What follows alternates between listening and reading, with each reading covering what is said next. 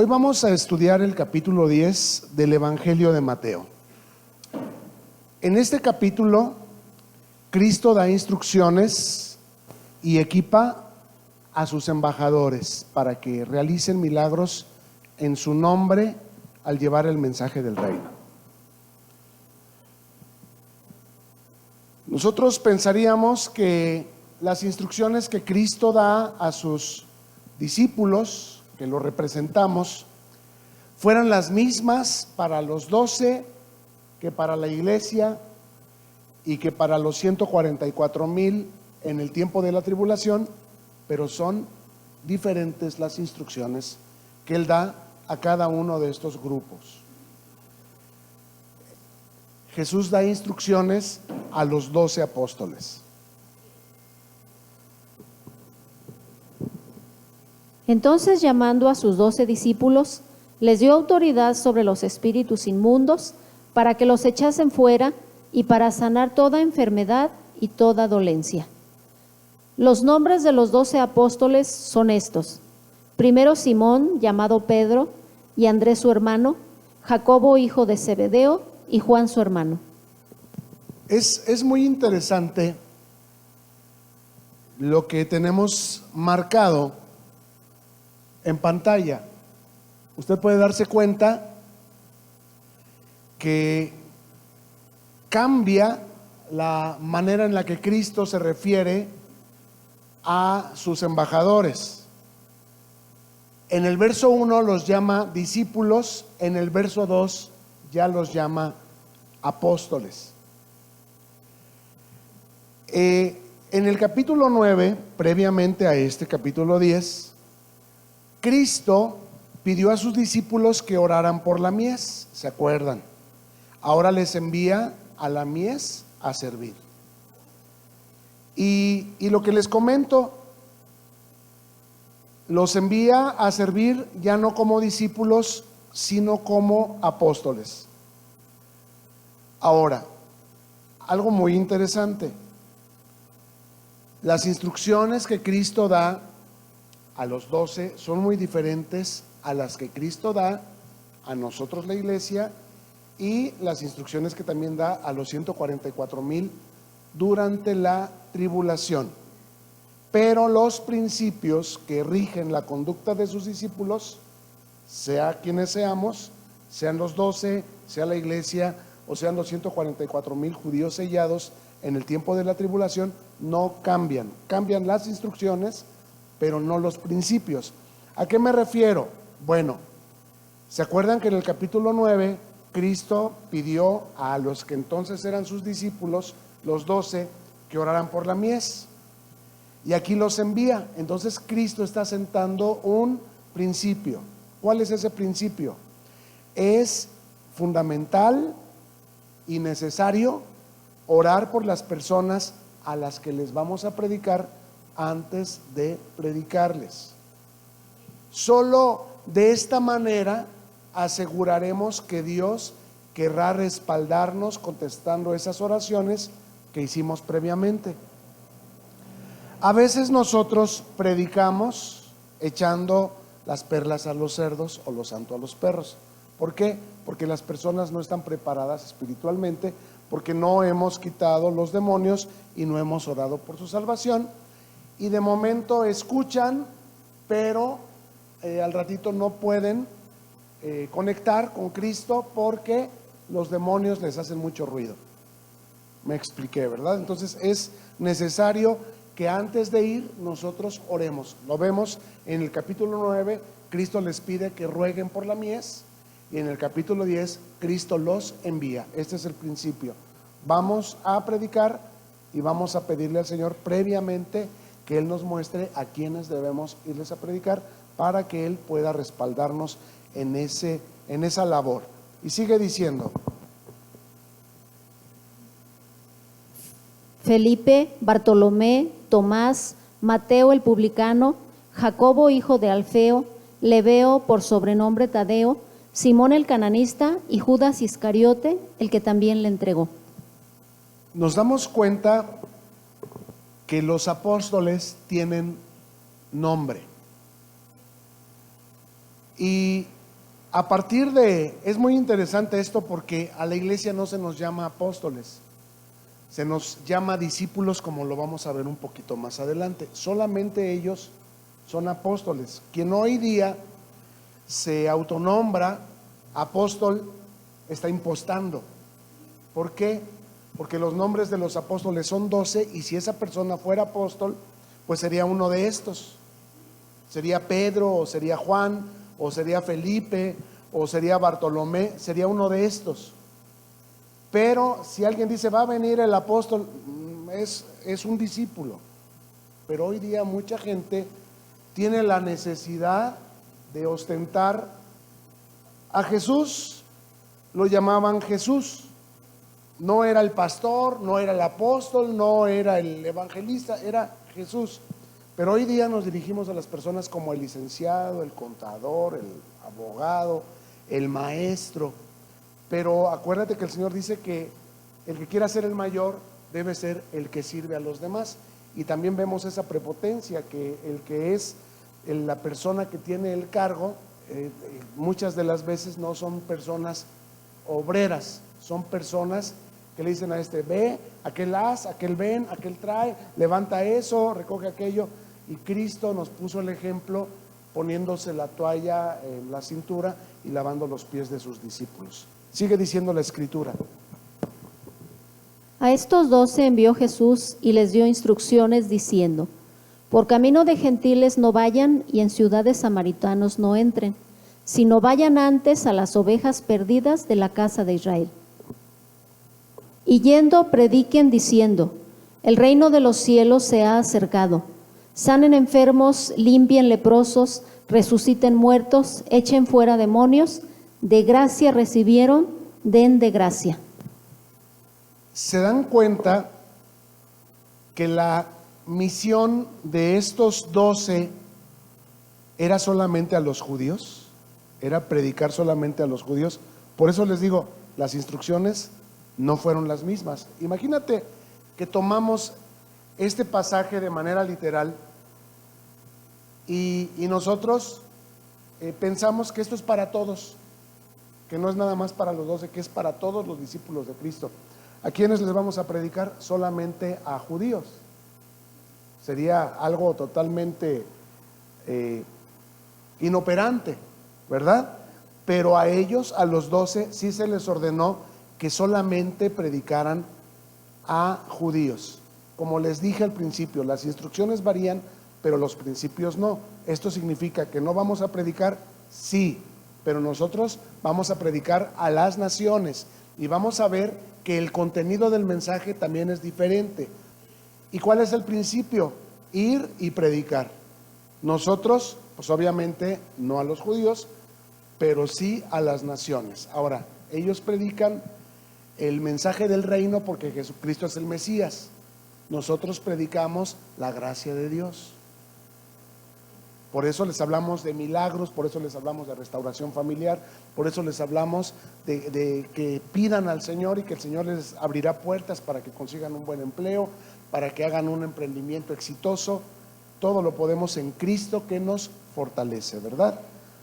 El propio Señor Jesús solamente predicó a judíos. ¿Se acuerdan que vino una mujer que se postró a sus pies y le pidió que por favor, su hija se estaba muriendo, que la ayudara, y Jesús no le hacía caso, hasta que después los discípulos le dijeron: maestro, esta mujer pues es muy molestosa, hace mucho ruido, despídela por favor. Y dijo Jesús: no he venido sino a las ovejas descarriadas de la casa de mi padre. O sea, él insiste en este primer mensaje a los 12 en que el evangelio inicialmente, o el reino de Dios, fue predicado inicialmente a los judíos. Nosotros predicamos el evangelio, ellos predicaban el reino de Dios para que los judíos aceptaran y recibieran a Cristo como su rey, el hijo de David. Amén. Entonces, ahora toca el turno a los discípulos de Jesús, a los 12, de llevar el mensaje a toda la nación de Israel. Principio: los milagros que realizarían son las credenciales que que los representaban o que los identificaban como representantes del rey, los milagros que realizarían. Y los que realizamos nosotros nos representan, o más bien nos identifican como hijos de Dios. Amén. Continuamos con la lectura. No se provean de oro, ni plata, ni cobre en sus cintos, ni de alforja para el camino, ni de 2 túnicas, ni de calzado, ni de bordón, porque el obrero es digno de su alimento. Estas instrucciones, ¿para quién son? Para los 12. No son para la iglesia. Los misioneros de hoy día pedimos ofrenda. Los misioneros de hoy día sustentamos desde donde enviamos a las personas que van a abrir una obra en otra ciudad. A ellos la administración les era diferente. ¿Por qué? Porque la ley judía preveía algo que nosotros acá en nuestro mezquino mundo no tenemos. La ley judía ordenaba a los judíos que eran ministrados en la palabra por otros, que los sustentaran haciéndose cargo de sus necesidades. Por eso ellos no se proveían de alforja, ni de cobre, ni de plata, porque el obrero dice, digno es de su salario. Dios ya había dado instrucciones a su pueblo, Israel, que sustentara a los que le ministraban en la palabra. Pero acá, en nuestro mezquino mundo, nos cuesta trabajo ofrendar, nos cuesta trabajo diezmar, entender estas cosas, nos cuesta mucho trabajo y debatimos muchísimo. Entonces, por esa razón, acá sí la administración varía. La instrucción es la misma, hay que enviar misioneros, pero el principio es diferente. Nosotros tenemos que sustentar a los que enviamos. Continúa diciendo: Mas en cualquier ciudad o aldea donde entren, infórmese quién en ella sea digno y posen allí hasta que salgan. Y al entrar en la casa, salúdenla. Notemos que ellos predicaban a los que eran dignos. Y allí se quedaban el tiempo que fuera necesario. Nosotros ya no predicamos así. ¿Estás de acuerdo conmigo? ¿Tenemos que predicar como ellos? No, ¿por qué? Porque nuestra cultura no está instruida para que nos sustente, ni siquiera para que nos dejen entrar en su casa, mucho menos para que nos dejen quedarnos ahí por no sé cuánto tiempo. Pero la cultura judía sí está instruida para ayudarse unos a otros. De hecho, a la fecha, tú ves que si viene alguien de Israel, judío, viene asignado a una familia judía al país al que venga, y esa familia lo contacta, lo relaciona y lo patrocina para que él pueda iniciar un negocio.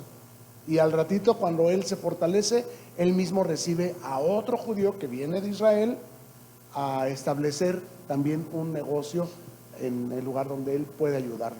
Entonces, los judíos sí tienen esta cultura, nosotros no.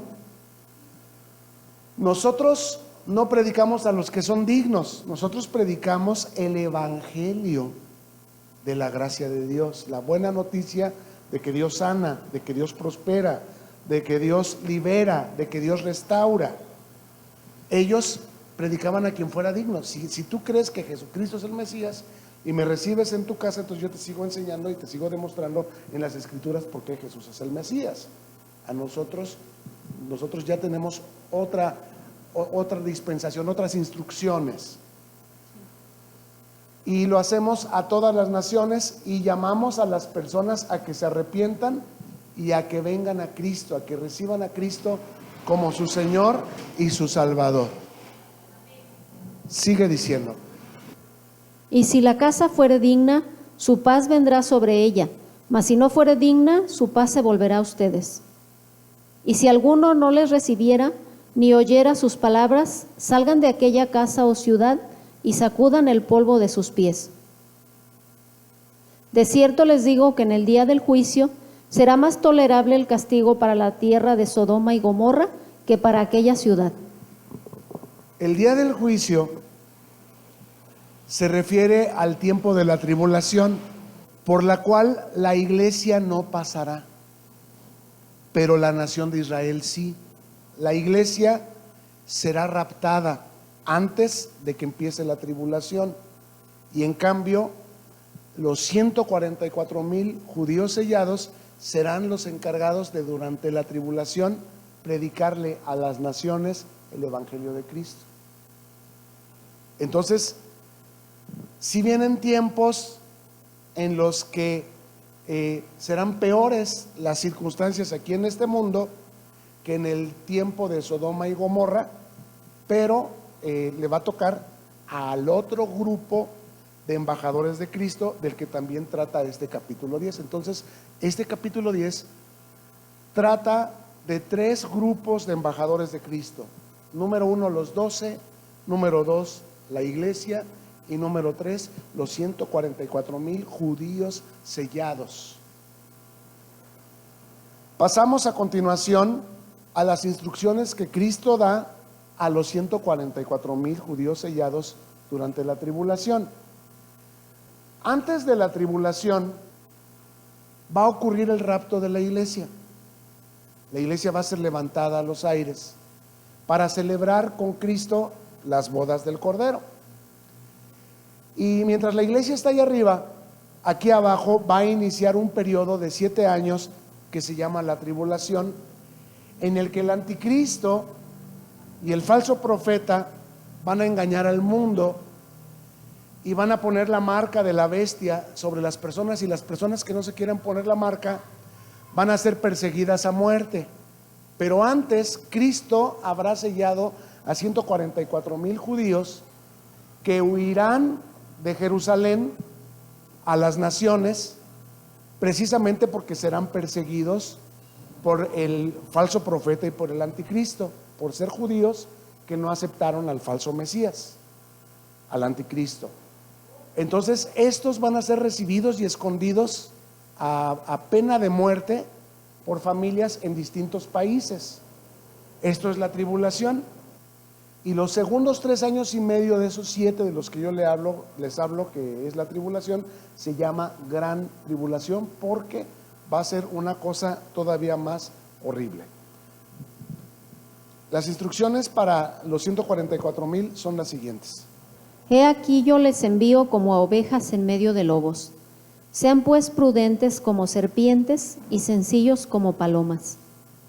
Y guárdense de los hombres, porque les entregarán a los concilios y en sus sinagogas los azotarán. Y aún ante gobernadores y reyes serán llevados por causa de mí, para testimonio a ellos y a los gentiles.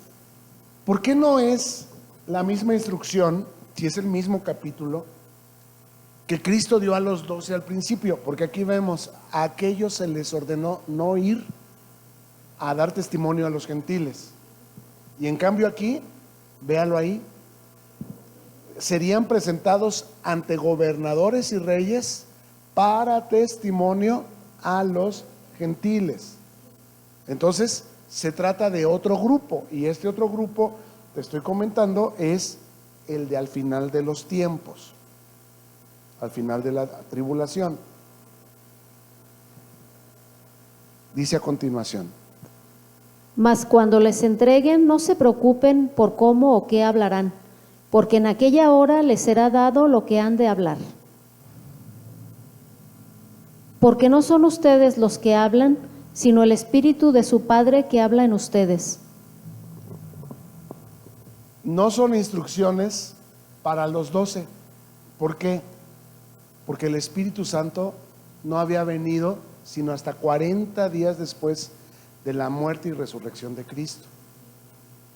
El Espíritu Santo todavía no podía hablarles a los 12, pero a los 144,000 sí. ¿Por qué? Porque desde el día de Pentecostés el Espíritu Santo está dirigiendo el ministerio del cuerpo de Cristo. Dice a continuación: El hermano entregará la muerte al hermano y el padre al hijo, y los hijos se levantarán contra los padres y los harán morir. Y serán aborrecidos de todos por causa de mi nombre, mas el que persevere hasta el fin, éste será salvo. ¿Por qué no es para nosotros? Vea el verso 21. Vivimos un tiempo en el que nos hacen morir en nuestra casa porque somos cristianos. Vivimos un tiempo en el que nos hacen morir porque somos cristianos. Digo, nos aborrecen, no nos hablan, se enojan, nos amenazan, pero no te han entregado a muerte. Y lo que va a ocurrir en la tribulación es que el que no se deje poner la marca va a ser entregado a muerte. Ahora, ellos, los que no se dejen poner la marca, ¿por qué no se la dejan poner? Porque saben que si se la dejan poner, al final no van a poder ser salvos. Entonces, los que se la dejan poner están de acuerdísimo en que están sirviendo a Dios cuando es el diablo, que están sirviendo a Cristo cuando es el anticristo, y que el profeta tiene el verdadero mensaje de Dios cuando ha torcido la escritura para engañar al mundo entero. Entonces se refiere al tiempo en el que unos a otros se entregarán para que se les ponga la marca o se les decapite. Entonces no se trata de los 12 apóstoles primeros y no se trata de nosotros. Y el verso 23 dice cuándo va a terminar la tribulación. Cuando les persigan en esta ciudad, huyan a la otra, porque de cierto les digo que no acabarán de recorrer todas las ciudades de Israel antes que venga el Hijo del Hombre. Entonces, ¿cuándo termina la tribulación? Cuando Cristo hace su segunda venida. Hablamos de rapto, de bodas del Cordero, tribulación, gran tribulación, segunda venida de Cristo, y a partir de entonces se instaura el reino milenial de 1000 años de Cristo con su iglesia. Cristo regresa con su iglesia y establece su reino de 1000 años sobre la tierra, enviando atado a Satanás por 1000 años, los 1000 años que Cristo va a reinar, Satanás va a estar atado, y encerrando en el lago que arde con fuego y azufre al falso profeta y al anticristo. Y al final también echará ahí a la muerte y echará también ahí a Satanás. Ahí al final de los finales es lo que se llama el juicio final. El día del juicio entonces es la tribulación, y el juicio final es al final de los 1000 años. Espero estarme explicando en cuanto a los eventos. Y vamos a la tercera y última parte de este capítulo, que es un capítulo de instrucciones. Ahora Cristo se dirige a nosotros, a la iglesia. ¿Cuánto tiempo va a estar vigente la iglesia? La iglesia está vigente desde el día de Pentecostés hasta el rapto. ¿Cuánto tiempo o a partir de cuándo va a estar vigente los 144,000? Desde el rapto hasta la venida del Señor. Las instrucciones que Cristo da a la iglesia son las siguientes. El discípulo no es más que su maestro, ni el siervo más que su señor. Quería que vieran esto, que al principio Cristo cambió la categoría de sus discípulos a apóstoles, pero cuando ya se trata de la iglesia, ¿qué categoría nos da? Quiero que lo vean. ¿Ya lo vieron? Sí. Nos vuelve a la calidad de discípulos. A nosotros no nos trata como apóstoles, por eso les digo. Bástale al discípulo ser como su maestro y al siervo como su señor. Si al padre de familia llamaron Beelzebú, ¿cuánto más a los de su casa? Les decía que es muy interesante ver cómo Cristo vuelve a usar la palabra discípulo y que no la limita solamente a los judíos, sino que ahora esto nos incluye a nosotros.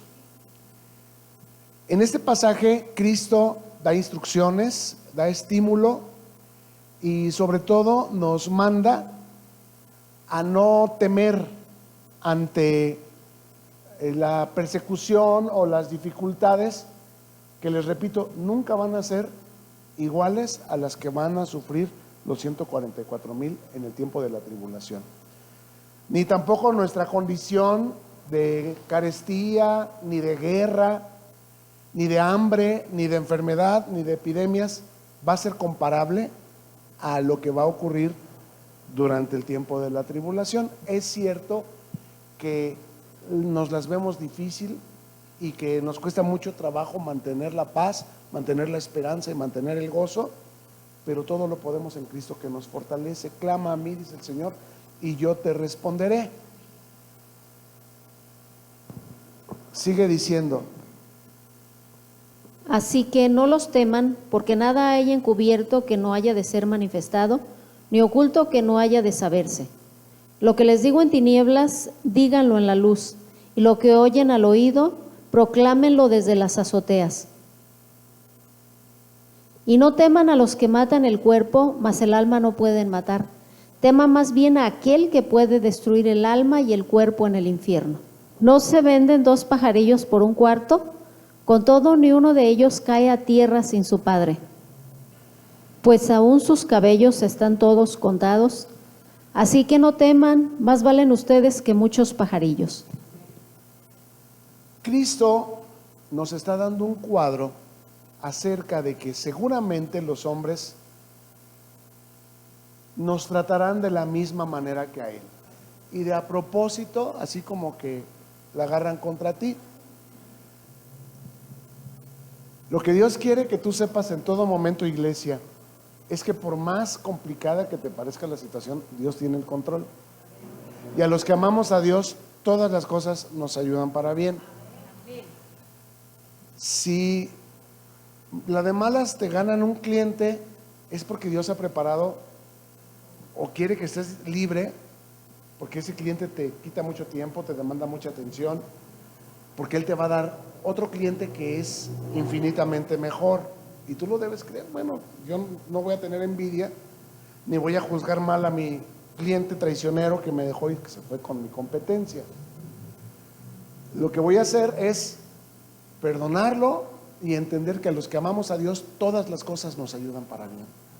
Entonces yo creo que esto va a terminar en un final más dichoso para mí. Igual está el que, Señor, que no me corran, ya andan diciendo por ahí que va a haber recorte de personal y dicen que yo estoy en la lista. ¿Y qué voy a hacer, Señor, sin mi trabajo? Padre, en el nombre de Jesús reprendo a Satanás y no permita, Señor, en ninguna manera que me corran de mi trabajo. Y te corren, pero porque Dios tiene algo mejor para ti, un empleo mejor para ti.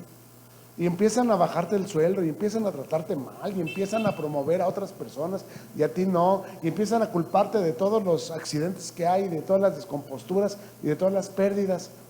Y dices, bueno, pues ¿qué está pasando? Pues si esto no era así al principio. Sí, porque al principio Dios te había preparado para ahí tener bendición, pero como has sido fiel en lo poco, Dios te va a llevar a algo mayor.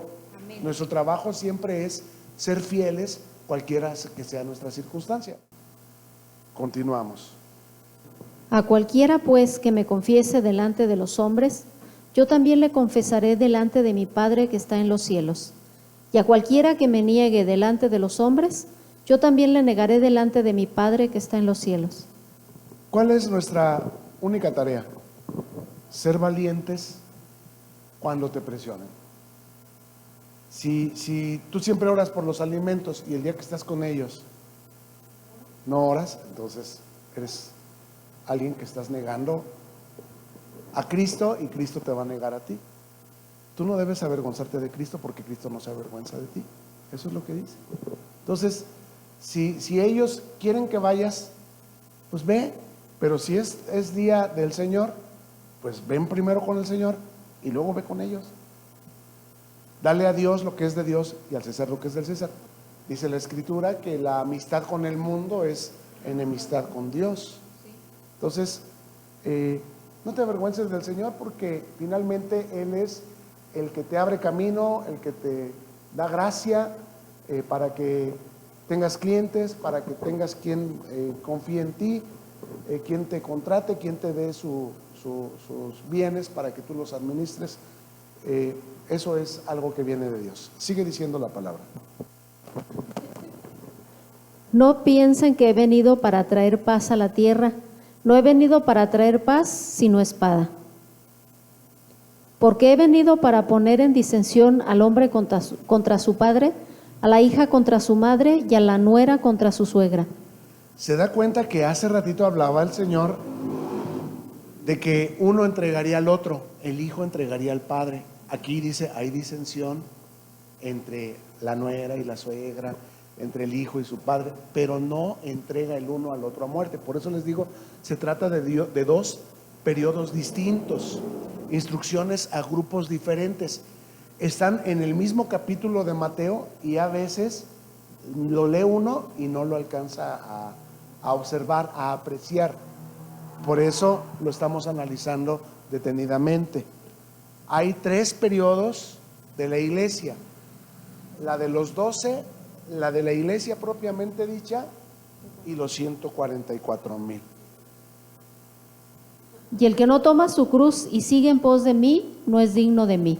El que haya su vida, la perderá, y el que pierde su vida por causa de mí, la hallará. Cuando confesamos a Cristo, es usual que tengamos enemigos. Y mayormente, ¿quiénes? Los de tu casa. Los cristianos no podemos servir a Cristo sin tomar la cruz, como lo acabamos de ver. Esto es crucificar nuestro viejo yo y llevar su vituperio. Es decir, pues ni modo, se van a burlar de nosotros, nos van a discriminar. Pero si salvamos nuestra vida y renunciamos a Cristo porque no queremos este bullying que nos hacen, esta discriminación, entonces perdemos nuestra eternidad. Y si por Cristo decimos, bueno, pues ni modo, estas personas me tratan así por causa de que soy cristiano, entonces ganaste la vida eterna y Dios te va a poner en un alto lugar. El que a ustedes recibe, a mí me recibe, y el que me recibe a mí, recibe al que me envió. El que recibe a un profeta por cuanto es profeta, recompensa de profeta recibirá. Y el que recibe a un justo por cuanto es justo, recompensa de justo recibirá. En otras palabras, te está diciendo que el que te recibe a ti, recibe al Señor. Entonces, cuando alguien te ofrezca un pan o te ofrezca un regalo, acéptalo. No porque tú lo necesites, no por ti, sino para que Dios lo bendiga. ¿Por qué? Porque se lo está dando al Señor. A veces uno dice, no, y está la tripa así. No, gracias. ¿Quieres un vasito con agua? No, así estoy bien. Y está todo seco, ¿verdad? Entonces, tiene uno que aprender a dejarse querer, porque venimos con muchos traumas del pasado, con muchas costumbres equivocadas de dile que no, porque ¿qué van a decir? Van a decir que eres un comilón, van a decir que eres un abusivo. La gente siempre va a decir, no te preocupes. Y el hecho de ser cristianos, más, mira, se dice aleluya y mira cómo anda y mira lo que hace, y hasta lo que no haces te lo van a inventar. Pero cuando alguien te ofrezca algo, acéptalo. ¿Por qué? Para que Dios lo bendiga. No porque lo necesites, sino para que Dios lo bendiga. Ahora, si te lo dan porque eres cristiano, pues con más razón. No es a ti, es al Señor. Estamos como el burrito cuando entró a Jerusalén, el Señor montando sobre él, ¿se acuerdan? Y los jóvenes ponían palmas a sus pies y gritaban, Hosana, Hosana, bendito el que viene en el nombre del Señor. Y el Señor iba arriba del burrito. Y el burrito, hombre, gracias, hombre, no se hubieran molestado, hombre, gracias. No es a ti, es al Señor que está sobre ti, al que lo están bendiciendo. Y tú déjate querer. No se ve, pero el Señor está sobre nosotros. Nosotros somos su vehículo. Terminemos. Y cualquiera que dé a uno de estos pequeñitos un vaso de agua fría solamente, por cuanto es discípulo, de cierto les digo que no perderá su recompensa. ¿Se da cuenta? Un discípulo sí puede recibir una bendición. ¿Por qué? Porque el obrero digno es de su salario. Por favor, pongámonos sobre nuestros pies y vamos a hacer oración.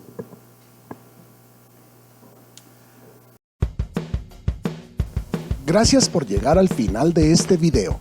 Oramos que te sea de provecho y que lo puedas compartir con quienes tú sabes que les bendecirá también. Suscríbete y no te olvides de darle like. Hasta la próxima y mientras tanto, que Dios te bendiga.